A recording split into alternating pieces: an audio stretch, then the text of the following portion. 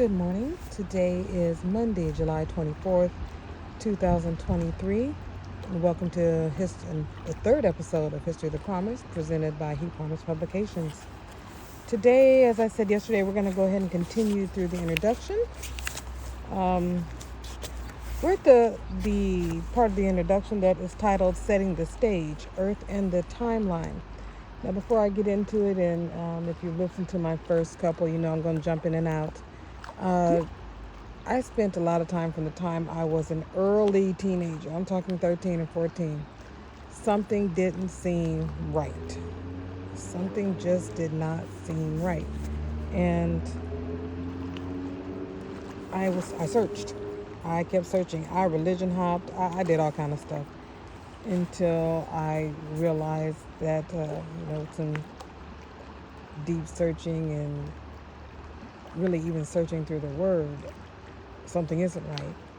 What we've been told, just because somebody has told us something, scientists who are other created beings know better than us, have told us something, it doesn't mean that it's right.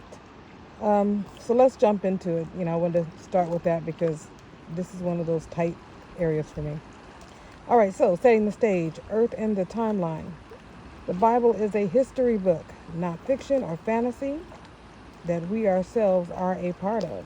We, as in us right now. Because it is a history book, it is important to see when this planet started so that we can see where we are now. In this area, we will set the stage using information from the Bible that will help ground the reader's mind before moving into the most needed words of the Almighty. Scientists have stated that this world is approximately 4.54 billion years old.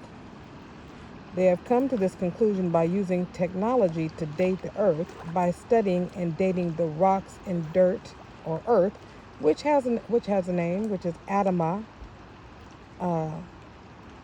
in the Hebrew Bible, of this world. The written word of the Almighty Creator states that this world is about 6,000 years old at this time. Why is there such a huge discrepancy in time? We're talking like we're going from 4.5 billion years to 6,000. And this is actually the timeline, the time in the Jewish economy, in the Jewish people, from their writings, the writings that were gotten and carried on from olden days. Okay, let's go ahead and continue. Why is there such a huge discrepancy in time? The Word of the Almighty answers this in the very beginning of His history book to us. And I'm talking history book in the very first chapter of the known Bible. Genesis chapter 1, verse 2. And you can look at this in your own Bibles if you have one as well, or search it on Google later. States, the earth was formless and empty. Formless meaning it had no form. Darkness was over the surface of the deep. And Yahweh's Spirit was hovering over the surface of the waters. Now, we're not talking about the waters on the earth. I'm a registered nurse by long-time profession. And one of the things we had to take was chemistry. And one of the things I know that it's real simple. H2O is the water that we commonly know of that you can float through. Air is H2O2. Now, if we go further out into space, I do not know the chemical makeup because I just never looked it up. But I'm going to give it to you like this. When you see the pictures of astronauts and rocks, what are they doing? They are floating. They are floating around in space the same way you can float around on the earth. Our air and atmosphere above us, nobody floats. You kind of fall through it. So keep that in mind. And like I said, I really want you to think about this. You don't need a scientist to tell you this. Just think about it. So the earth was formless and empty. Darkness was over the surface of the deep, and Yahweh's Spirit was hovering over the surface of the waters. The first 6 words in the second sentence in his book tell it all. The earth which is also another term for the dirt and rocks of this world, were formless. So what does that tell you? The dirt and rocks were there. They just didn't have a form. They didn't have a shape. They weren't a part of anything. They were just floating around. What else floats around in space? Asteroids, space dust. Scientists have proven this to us. The same scientists that have told us that these rocks, this planet is 4.54 million years old. So they are aware that dirts and rock float around in space. So we've got that. We got the dirt and rocks. The earth was formless. The dirt and the rocks were there, but they were not yet formed into a planet. Simple. The dirt and rocks that the scientists have used to date the earth could possibly be 4.54 billion years old. But the dirt and the rocks did not take the form of this world until the Almighty said they did, which was about 6,000 years ago, a little bit past 6,000 at this point. The second thing that the modern day pilgrim needs is a timeline. According to the Bible, which graciously also supplies us with needed historical data that can be verified with human history books. But before we get to the timeline, there are a few key points that the reader needs to grasp that will assist in the understanding of how the years are counted, as well as a key change, an important change that was began and has changed dramatically between the years of 1800 and 2008, particularly since 1980. Quite a few of us were alive in 1980. We were there. 2008, definitely. Which ended up being another way of attempting to remove the Messiah from history and from the minds of the people. When history started to be recorded, it was recorded on the basis of Yeshua the Messiah. The term BC, if any of us remember that, some of us older people do. The term BC covered the years of history before Christ, his birth into this world, and the term AD stood for the term Anno Domini, which is medieval Latin translated as in the year of the Lord or in the year of our Lord. These terms were first used for the Julian and Gregorian calendars and eventually the standard of timekeeping. During the time period mentioned above, 1800 to 2008, particularly 1980, new terms were brought in, BCE and CE, which stood for Before Common Era and Common Era, which appears to be an attempt, not appears, it says appears in the book, that's just being nice.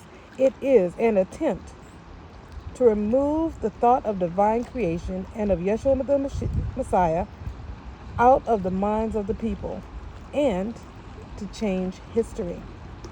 In this work, the dating terms that elevate our Messiah will be used. And not only elevate our Messiah, you guys, but give us the true history. And a lot of you know, governments will lie. Governments will lie, and they'll tell you what they want you to believe, and the masses will believe it. But even if you believe it, if you believe what the government says, it's okay. It's okay. Just take these little bits, stick them in your mind. But now that I've said them and you've heard them, they're going to stick there, and you'll question. It doesn't mean you have to get up and do a thing, but pay attention. So let's start with the antediluvian era, the time before the Great Flood, 4004 BC to 2348 BC. The chapters of the Bible that cover this time period are Genesis chapters 1 through 8. This time span of approximately 1,656 years covers that time from the creation of this world through Noah, who is Noah. Noah is the Hebrew term, or the Hebrew form of his name. And so creation to the time of the Great Flood. The patriarchal era, 2348 BC, before Christ, to 1451 BC. The books of the Bible that cover this time period, which lasted approximately 897 years, are Genesis chapter 9, through the end of Deuteronomy, the last book of the Bible. Of the the last book of the law, the 5 books of the law, with all of Genesis through the end of Deuteronomy being the 5 books of the law. There it is right in front of me. Better known as the Torah, which were all transcribed by Moses, through divine inspiration and experience. And that divine inspiration came from the Most High to make sure that the history was recorded. Below are the founding fathers of the nation of Israel. In the old terms, Yisrael, also known as the patriarchs. Noah, Shem, Abraham, which is Abraham, Isaac, Jacob, and the 12 sons of Jacob, who was also nicknamed Israel. That's where Israel came from, who become the tribes of Israel. And real quick, when I say he was also named Israel, he was given the name Israel by the Most High when his mind transitioned to do what he was meant to do. Okay. The most notable and foretold events of this time period: Joseph brings the children of Israel into Egypt. Out of Egypt. Moses, who is of the tribe of Levi, one of the sons of Jacob, is used by Yahweh to bring them out of Egypt. Oh, Lord, let me try this again. My brain, it's early, you guys. I'm sorry, it's early. Joseph, I wrote it right, brings the children of Jacob into Israel to settle. It was during the famine. Moses of the tribe of Levi is used by Yahweh to bring them out of Egypt after 400 years of slavery and the death of Moses in 1451 BC. There is something I'm going to fact check myself because I'm not overly sure. Now, this book was written 10 years ago. I'm not overly sure that 400 years of slavery is correct. I've got some new data, some things I found after not really wanting to take hearsay. And I don't think that 400 years is correct. As a matter of fact, I know it's not correct, but we'll get into that later. The era of the judges, 1451 BC to 1095 BC. The books that cover this time period are Joshua through 1 Samuel chapter 9. This period lasted 356 years and was approximately 1,253 years after the time of Noah and the Great Flood. It says here, Yahushua, who is Joshua, who succeeded Moses as the earthly leader of Israel, is considered the first judge of Israel, and Samuel, who anointed King Saul and King David, is considered the last. Other notable judges during this time were Gideon, Deborah, and Samson. And like I said, as the companion books come out, more of their stories will come out. Era of the United Kingdom under the first 3 kings, 1095 BC to 975 BC. The books that cover this period are 1 Samuel chapter 10 to 1 Kings chapter 11, Psalms, Proverbs, Ecclesiastes, and the Song of Solomon. This time period lasted 120 years and started approximately 1,373 years after the time of Noah and the Great Flood. This is the time that by the nation of Israel's asking to have an earthly king in place of Yahweh as their only king. So they had a king. They decided they want an earthly king like everybody else, all the other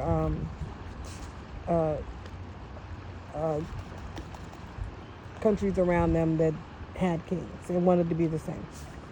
It is interesting to note that the first 3 kings of Israel reigned for the same amount of time. King Saul, the first king, reigned for 40 years. King David, son of Jesse, reigned for 40 years. And King Solomon, son of David and Bathsheba, reigned for 40 years. At this time, the kingdom, composed of all 12 tribes of Israel, were united. The height of the kingdom was during the reign of King David, who brought Israel to the political stance of what would have been considered a superpower on the earth. The next era is the era of the divided kingdom, 975 BC to 586 BC. This period is related to the following books of the Bible: 1 Kings chapter 12 through 2 Kings, 1st and 2nd Chronicles, Isaiah, Jeremiah, Zephaniah, Nahum, and Habakkuk. After Chronicles, and I'm just throwing this out to you, from Isaiah to Habakkuk in this era, these men were prophets that were used by the Most High to attempt to convert the minds of his people and save them from what was coming. Now, because of the sins of Solomon, the tribe of Israel was divided in two. The 10 tribes to the north under King Jeroboam, called the Northern Kingdom, and the 2 tribes to the south, Yehuda, which is Judah, and Benjamin, under King Rehoboam, the son of King Solomon, called the Southern Kingdom. Sorry, page turning. The northern tribe under King Jeroboam was ruled by 19 kings and lasted 234 years. Its capital was in Samaria. It was overthrown in the year 721 BC by the Assyrians. The last king of that kingdom was Hoshea. And you can see this in 2 Kings chapter 17, verses 1 through 6. The southern kingdom, which only had 2 of the 12 tribes of Israel, or what is referred to as Judah in the Bible, situated in Jerusalem, or Yerushalayim, would continue another 135 years from the time of the destruction of the northern kingdom in 721 BC. It was overtaken by Nebuchadnezzar, king of Babylon, in 586 BC, so ending the sovereign nation of Israel due to its rejection of God and the worship of idols. 1 Chronicles chapter 12, verses 7 through 23, is only one of many Bible references that explains why Israel was taken into captivity at this time. So again, that's 1 Chronicles chapter 12, 7 through 23. The book of Jeremiah, from chapter 52 until the end, the whole book of Lamentations. Notice the word lamentations. Lamentations basically means people are lamenting or crying out, which means mourning. Lamenting what is always the question. It was the prophet Jeremiah lamenting over the captivity of Israel. Also the book of Ezekiel. These texts and chapters are dealing with the same issue, the results of the captivity and the future restoration of the nation under the Messiah. I'm watching my time because I don't want to go past 20 minutes. I don't keep you guys for long. Okay, the next period of time, the captivity, 586 BC to 70 AD. So now we've got the end of the time before Christ and the beginning of the time of Christ. During this time, this is the time of the chronological rise and fall of the 4 world order empires: Babylon, Medo-Persia, Greece, and pagan Rome. Pagan Rome was eventually divided into 2 kingdoms, bringing in Papal Rome, which is where we are today in history. We are under the historical time of Papal Rome.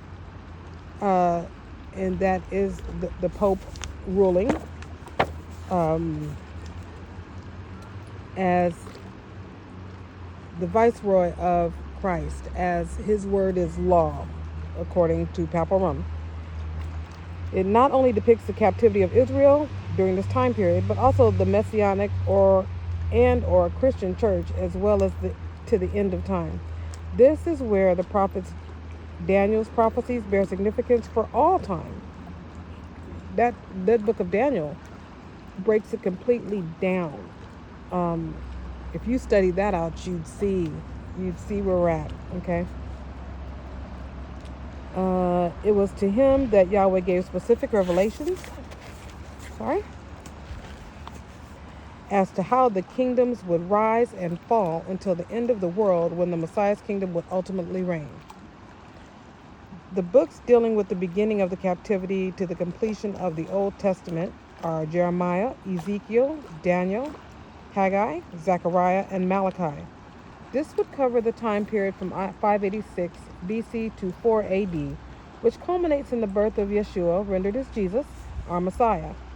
In the short span of 582 years, all four kingdoms mentioned above would succeed each other, with Papal Rome extending to the end of this world's history and the culmination of the final and everlasting kingdom of Yeshua. We're not there yet. We're definitely not there yet. As Yeshua's kingdom has not been established yet, it is concluded that we are living in the time of Papal Rome, the feat of iron and clay mixed, according to the prophetic statue mentioned in the book of Daniel. Since we're at that 20, there's more time periods. We'll get into that. But we'll get into it tomorrow because, like I said, I don't want to hold you guys for more than 20 minutes. But I've given you some things to look into, to start searching for yourself. The one thing that's important about History of the Promise is not to fill your minds with more questions and rhetoric. There are going to be questions, but the way this book is laid out, and like I said, when we get into the study itself, you'll see when we do the questions and stuff ourselves, is to get you to see it, not to convince you, because you're going to see it in your heart and mind first. And that is the whole goal, not to drag you down another mouse hole. Like I said earlier, I follow no religions. I go to no church. I pay no tithes or offerings to any pastor. If I'm paying offerings or tithes to anybody, it is homeless people on the streets. It is people who are in need of assistance, because that is following the way of the Messiah. Take care of those who need taken care of. And I've got to tell you, since I've started with this study years ago, and even before when I was searching for truth, life is different. It's an eyes open type of life. But anyway, we all know I can ramble on. After 3 episodes, you guys should know I can ramble on. That's why I keep track of time. We're at 22 minutes and 6 seconds. I'm going to bow out now. You guys have a great day, and look forward to the next episode. We're going to hopefully finish up the time periods. I have to look at it, see how much more we have to go, or the setting of the time. And then we're going to start moving into Genesis. All books are amazing. Genesis, those 5 books, and the other 5 books of the law, when you truly learn them, boy, my eyes were open. It was crazy. It makes you see things a little bit different. And I'm going to tell you, it makes you not be angry. A lot of us are angry. A lot of people are angry at the powers that be right now. You learn this out, you won't even be angry. The anger goes. You start to realize, even though what they're doing matters, it doesn't matter. Because when you're following and letting God lead your path, the path He created for you, He knows what it is. We do not know what our path is. The rest is just as simple. It's hard and simple. I'm not saying it's always easy, but it's a lot easier than crying and trying to get people to change who aren't going to change, Well, you guys have a good day, and I'll catch up with you tomorrow. Bye.